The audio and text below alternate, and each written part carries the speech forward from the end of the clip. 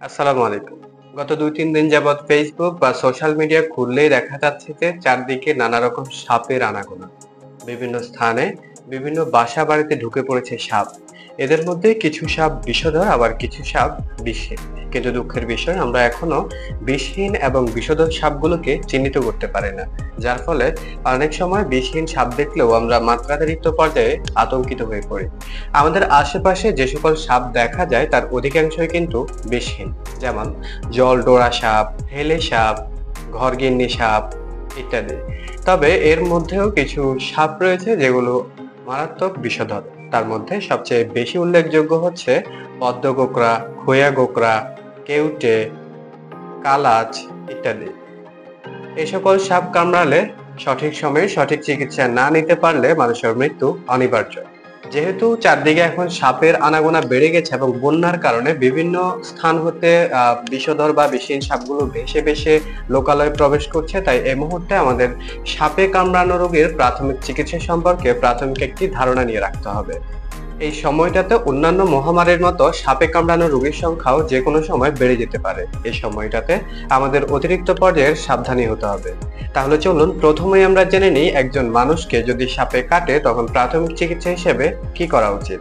কাউকে সাপে কামড়ালে যত দ্রুত সম্ভব স্বাস্থ্যকর্মী অথবা ডাক্তারের পরামর্শ নিন। সম্ভব হলে কি রঙের সাপ বা কি ধরনের সাপে কামড়েছে সেটি মনে রাখার চেষ্টা করুন। সাপে কামড়ানো রোগীকে অবশ্যই শান্ত থাকার চেষ্টা করতে হবে। যত বেশি উদ্বেগ প্রকাশ করবেন, যত বেশি উত্তেজিত হবেন, ততই শরীরের জন্য ক্ষতিকর। সাপে কামড়েছে কিনা সেটি নিশ্চিত হওয়ার জন্য ক্ষতস্থানটি ভালো করে দেখুন। যদি একজোড়া দাগ, লালচে বা ফুলে যাওয়া ভাব, ব্যথা, বমি বমি ভাব, শ্বাসকষ্ট, চোখে কম দেখা, হাত বা মুখ অসাড় বোধ হয়, তাহলে নিশ্চিত যে সাপে কামড়েছে। যদি কোনো কারণে ডাক্তার দেখাতে বা হাসপাতালে পৌঁছাতে দেরি হয় তবে আক্রান্ত স্থানটি হালকা গরম পানি ও সাবান দিয়ে ধুয়ে ফেলুন। আক্রান্ত জায়গাটি পরিষ্কার কোনো কাপড় দিয়ে ঢেকে রাখুন। জেনে নিলাম একজন ব্যক্তিকে সাপে কামড়ালে তাৎক্ষণিক কি কি ব্যবস্থা গ্রহণ করা উচিত।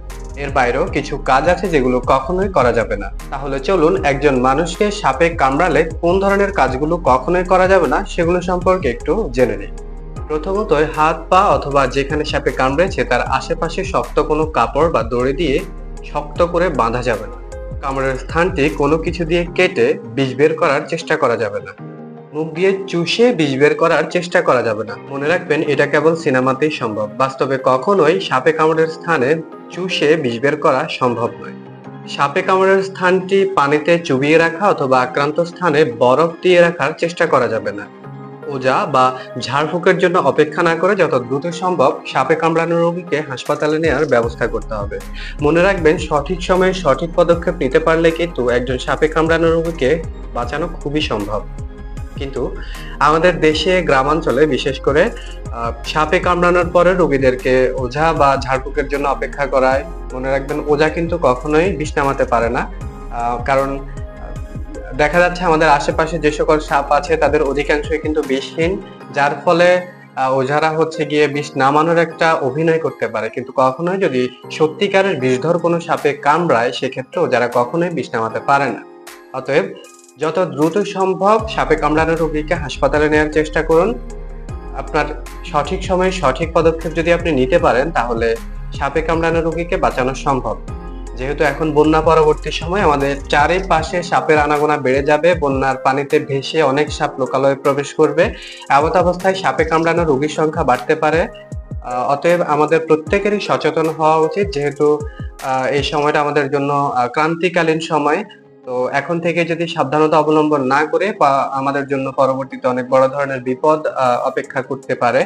তো সকলের প্রতি অনুরোধ, আপনারা বাড়ির আশেপাশে যে ঝোপঝাড় রয়েছে সেগুলো পরিষ্কার পরিচ্ছন্ন করুন। বন্যা পরবর্তী সময়ে যখন বাড়িতে প্রবেশ করবেন তখন অবশ্যই সাবধানতার সঙ্গে বাড়িতে প্রবেশ করবেন এবং সাবধানতার সঙ্গে আপনার ঘর বাড়ি পরিষ্কার পরিচ্ছন্ন রাখুন। তাহলে হচ্ছে গিয়ে সাপের যে কামড়ের সম্ভাবনা রয়েছে সেটি অনেকাংশে দূর করা সম্ভব। আমরা যদি সতর্ক না হই তাহলে এই সমস্যাগুলো মহামারী আকার পর্যন্ত ধারণ করতে পারে।